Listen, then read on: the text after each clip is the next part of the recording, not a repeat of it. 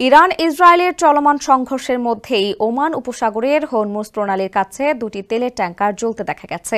বলা হচ্ছে, সংযুক্ত আরব আমিরাতের উপকূলবর্তী সাগরে ট্যাঙ্কার দুটিতে সংঘর্ষের পর আগুন ধরে যায়। পরে অন্তত 24 ক্রুকে উদ্ধার করা হয়। আন্তর্জাতিক শিপিং কোম্পানি ফ্রন্টলাইন জানিয়েছে, তাদের মালিকানাধীন ফ্রন্ট ইগল ট্যাঙ্কারের সঙ্গে ভারতীয় মালিকানাধীন তেলের ট্যাঙ্কার অ্যাডালিনের সংঘর্ষ হয়েছে। ওমান উপকূল থেকে 15 নটিক্যাল মাইল দূরে এই ঘটনা ঘটেছে। সংঘর্ষের পরপরই এতে আগুন ধরে যায়, পরে নিভিয়ে ফেলা হয়। সমুদ্র নিরাপত্তা বিষয়ক ব্রিটিশ সংস্থা অ্যাম্বরে জানিয়েছে, ইরান ইসরায়েল চলমান যুদ্ধের মধ্যে আমিরাত উপকূলে দুই ট্যাঙ্কারের সংঘর্ষ ঘটলেও তা নিরাপত্তাজনিত কোনো ঘটনা নয়।